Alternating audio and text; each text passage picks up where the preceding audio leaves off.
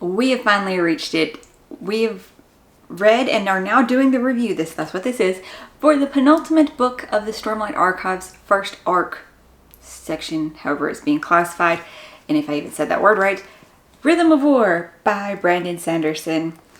This chunky beast. My brain might have focused on some of the wrong details of the larger scale things and just, but we're going to try to do this review for you anyway in a way that you will understand. We're actually going to talk about the plot this time, which I feel I didn't do in Oathbringer. I'm Morgan. I really hope you enjoy this review and you will stick around for next month's Wind and Truth, all the future ones that we have coming up, and all the December things. I shouldn't really say that because, who knows when you're going to watch this review. It could be any month, any time. I'm going to ramble now. Let's go ahead and actually read off of our notes and move into the review itself. I'm just going to put the book over there this time instead of trying to hold it up because it's a chunker and my arm is weirdly hurting today. The first thing we shall talk about is the plot. Yes, let's start with that this time. When this book takes place, too, is a whole year after Oathbringer. So when I say this is spoiler free, that's going to be if you've read up to Oathbringer, because inherently there's going to be spoilers of things that happen in Oathbringer. Now, the book is taking place a year after the Battle of Thalen Field, and this has allowed our Radiance times to grow in their powers, grow in acquiring more squires for some of the orders, and actually find most of the orders. On the other side, though, there's also our fused / the singers, and they have also had the time to grow in number as with the Everstorms continuing on a regular basis, more and more of them are able to come back from Braze.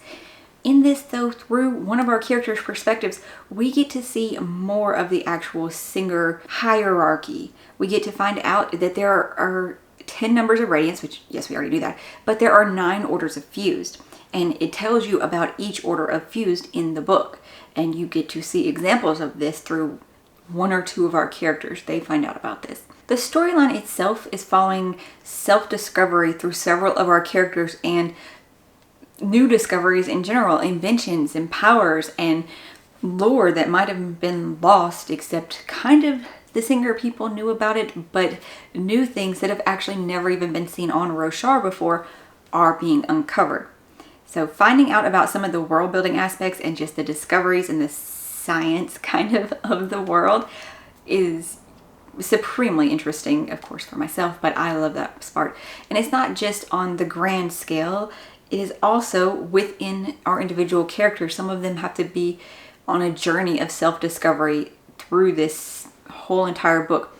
You're following, of course, our one character who is always having to deal with things, and okay, we shouldn't talk about that here. For the war itself, though, we are following 2 specific characters as they are kind of at the battlefronts as they're leading the charge and also trying to work out this negotiation between our evil dark force to contain the situation, to force him into a corner of agreeing to their terms and doing how they want so that they can win Roshar back from him and the Fused.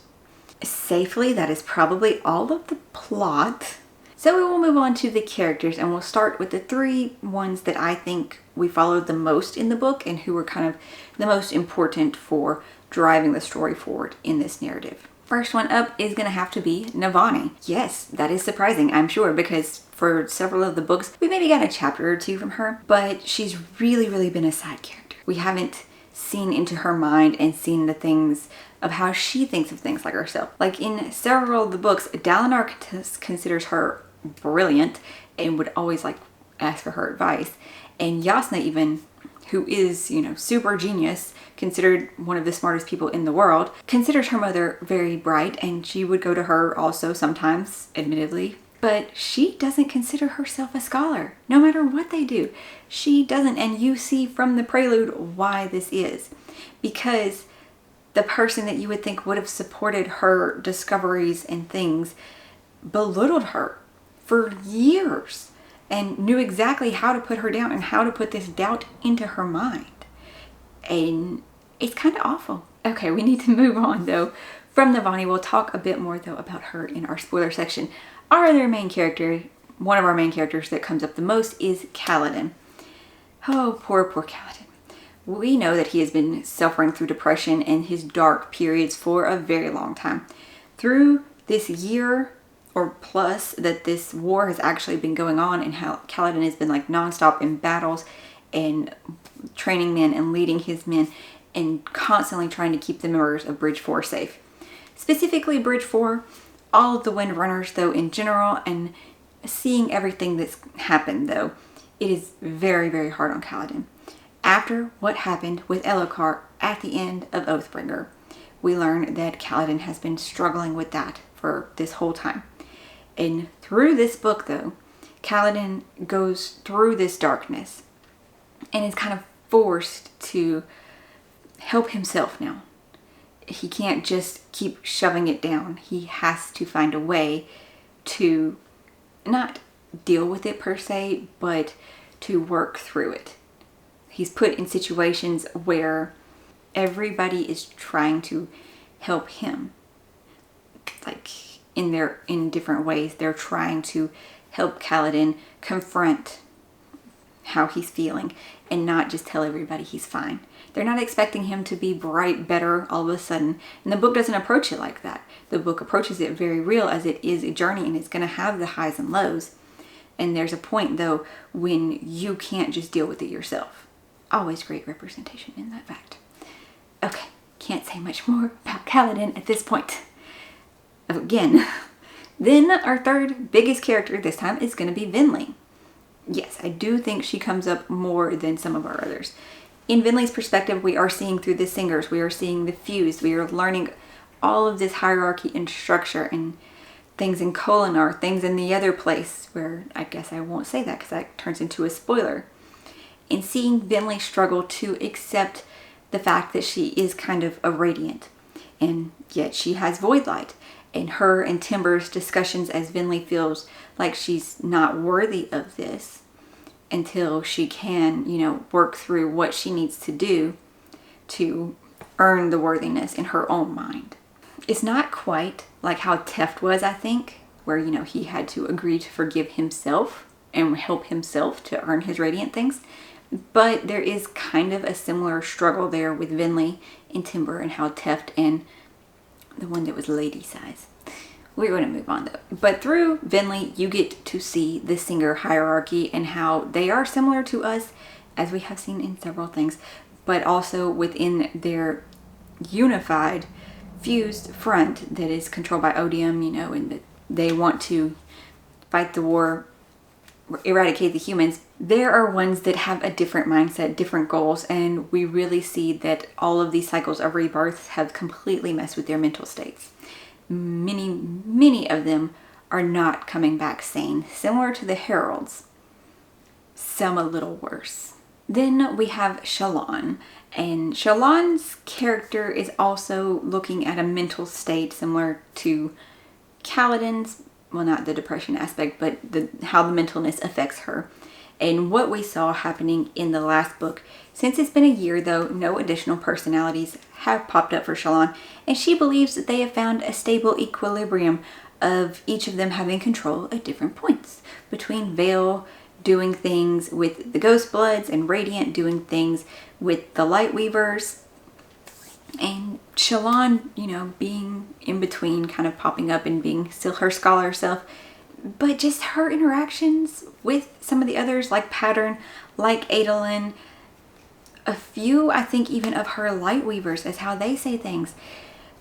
Shallan keeps insisting that she's fine. They haven't had any new personalities come up in a year. That's said actually several times. While she insists that she's fine, it's because none have. But just the way they talk with her, you learn pretty quickly that it does not seem like that's entirely true to everybody else. They don't think she's fine. The next one might be Dalinar. Him and Yasna are both at the front lines of their current battlefield as they're currently engaging the enemy, fused, and nope, can't say that. That happens in the book. They are on the front lines though, doing kind of a hammer and anvil tactic between their forces and the ones of, what is that country? But it's mentioned in the other one, the one that's not, that keeps going up against the Aegis Empire, that one. as they're there, and he's still trying to grow in his bondsmith's abilities, but even the Stormfather does not exactly know what they need to do to further the bond. And so there is a bit of an issue with that.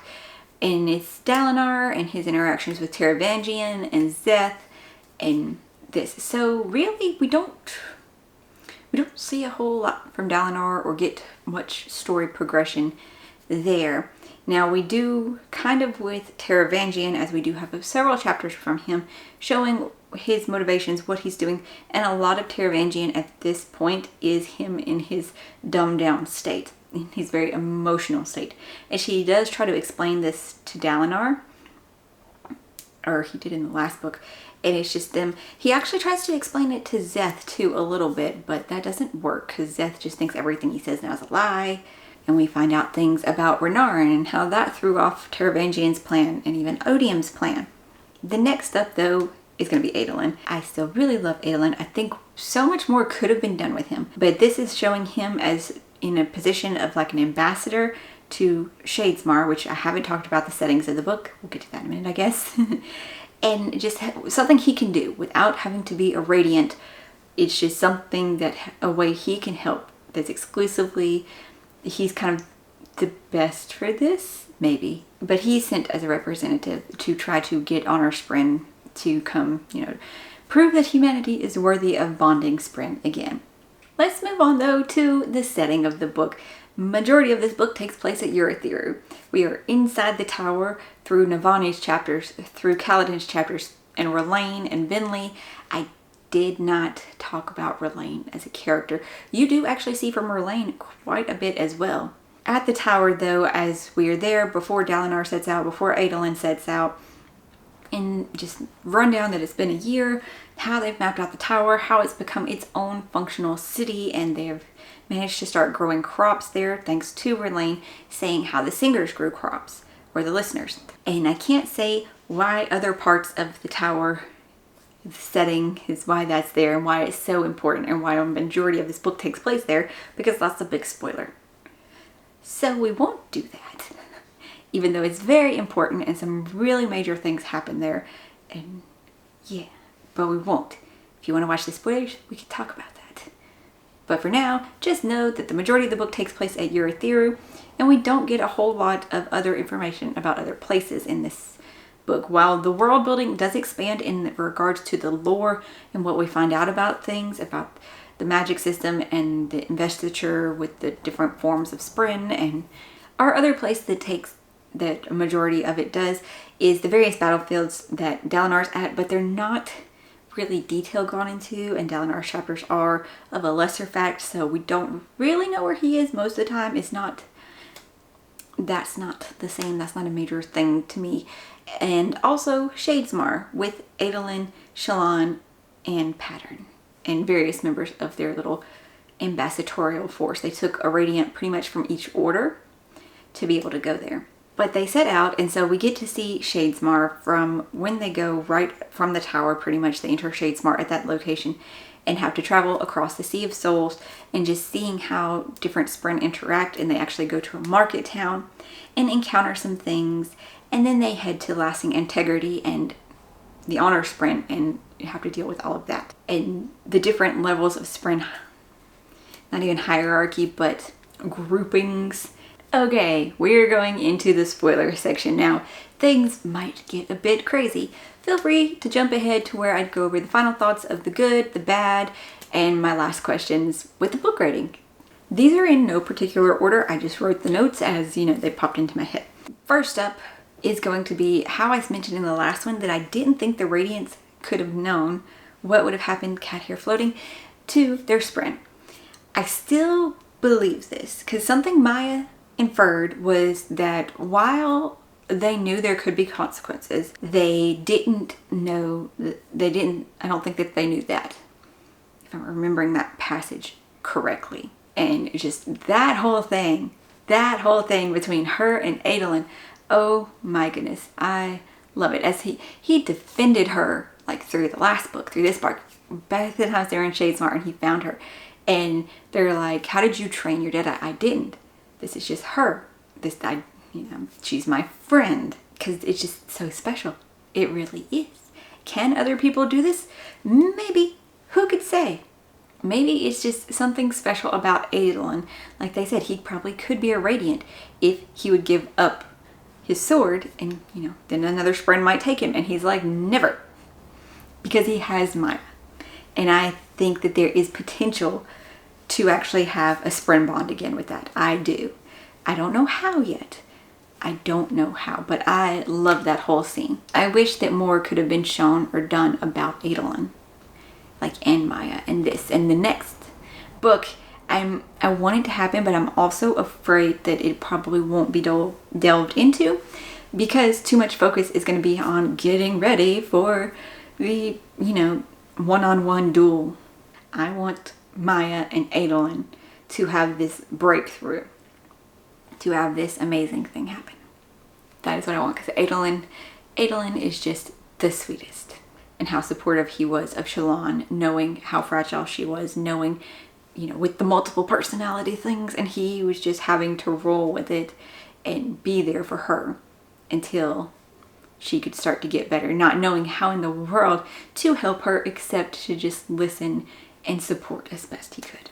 The next one happened kind of early on, and that's where Mraize is actually telling Veil/Radiant about the investiture and about, why he wants her to go to Shadesmar and uncover this, whatever it was that he called the person that she was supposed to be looking for.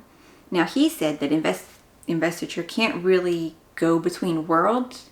Something like that. Why didn't I write down the words? Okay. It was hard to travel between the cosmere, saying that he had figured out how to solve the problem, but just needs the plan to be put in motion.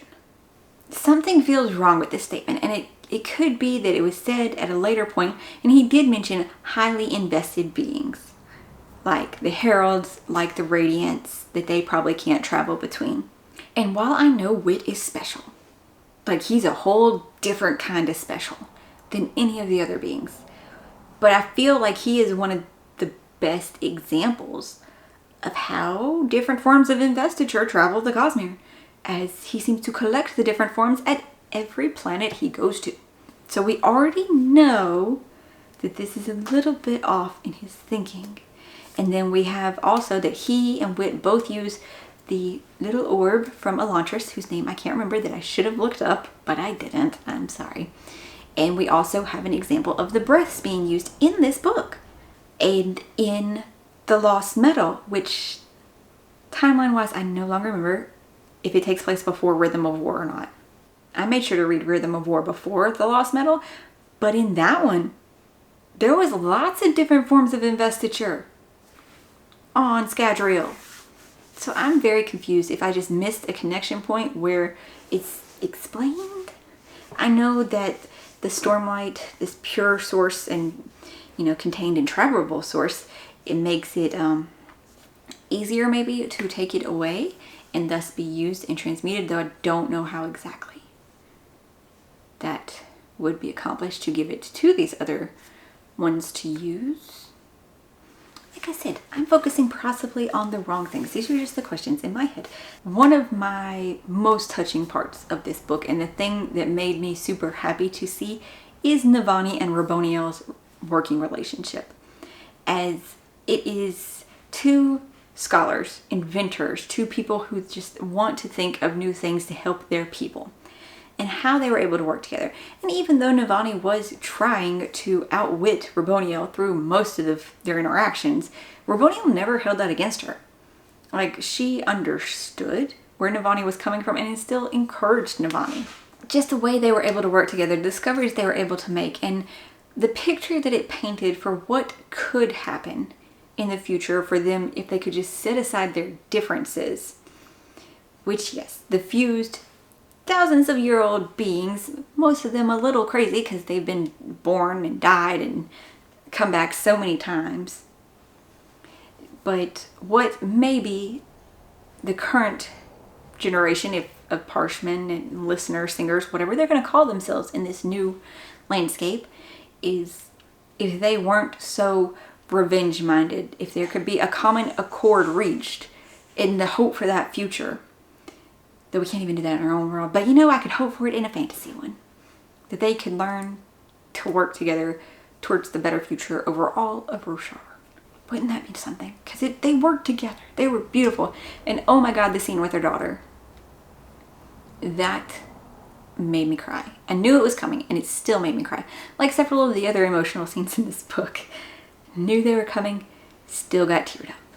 My last thing. Who is ill? Like what? I know that it's a fused, and it's a different kind of fused, but it mentions that he's not allowed the rhythms. Like what? We get the chapter header statements from him, and in one of them it's mentioning that, you know, the new Odium. So how does he know this is the new Odium? Has Odium like introduced himself to the fuse and been like, hey, I'm different now? Like did Teravangian, did that happen? But the ill person, so he somehow knows that Ray's isn't Odium, that is now Teravangian, and said that you are the one worthy of my worship, even if you used to be one of them. And then the pursuer also says that they gave your title to a human. What was his title? Are we talking about Moash? Or is it something else? What? And I feel this person is important because he got those chapter header things. I feel he's important then. Our final section then, talking about the good. Navani's character and her discoveries, and well, one of them actually was kind of a little bad, you know, but in the same way, guns and cannons and all the things that have been made since the pretty fireworks. In that sort of way, but just all her character and discoveries and just getting to see more of that specific thing, that was really cool. And a lot of things happened with Navani's character. Syl and Kaladin's journey, which I completely forgot to talk about in the spoiler section, and I kind of want to, but at the same time, I don't know, because, I don't know, I don't think it needs to be gone into that much. It was just a good journey of where both of them were kind of reflecting on things and mentally growing and having to come out the other side. Both of them, that was very interesting, getting to see Syl and how she's remembering kind of her last Radiant. And she's growing. It's kind of like Olaf in Frozen 2, you know, becoming wiser and introspective with age. Yeah.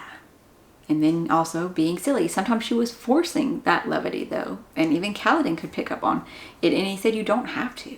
It's okay, Syl. Adolin and Maya's though, I still wish there was more with that. But they were awesome. That whole dynamic, it's great. Learning about other parts of the cosmere in this one from what Shallan found out. And though, you know, we kind of knew about that if you've read more of the works, but if this is the only series you've read and haven't watched anything about stuff, you would learn things in this one. And that's cool. You would learn things and have so many questions. And of course, the last thing would have to be wit. Wit, as always, is going to be a wonderful part of the book. The iffy parts of it, sucky bad parts, still having to see from Moash, getting chapters from Moash's perspective.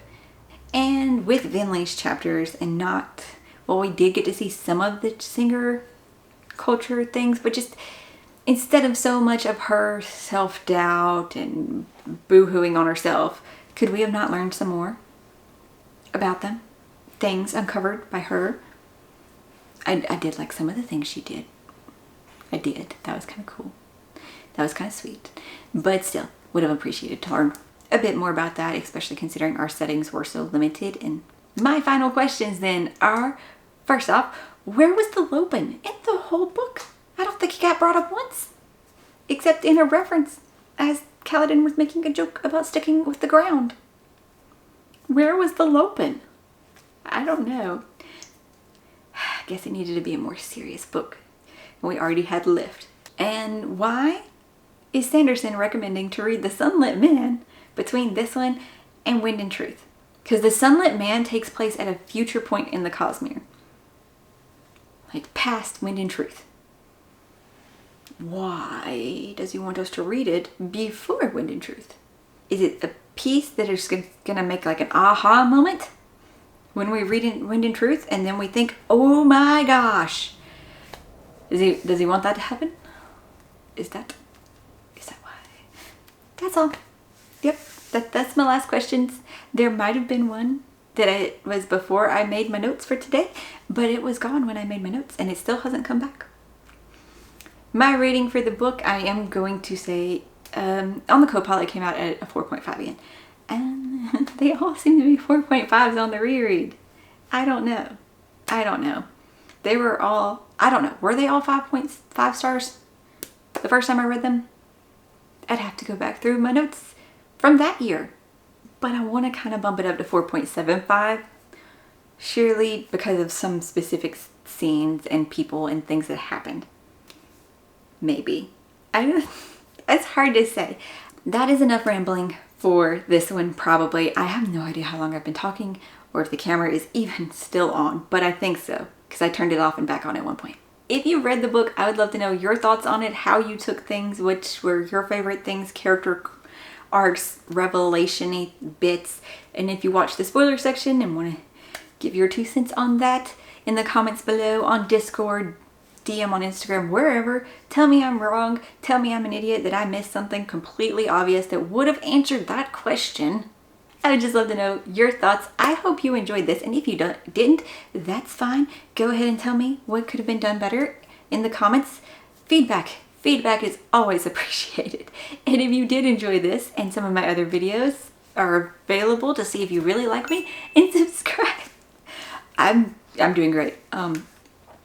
I heard the camera actually click off, so it says it's overheating and the battery is dying. So goodbye. I hope you're having a great day, finding something awesome to read, and I'll see you in the next one.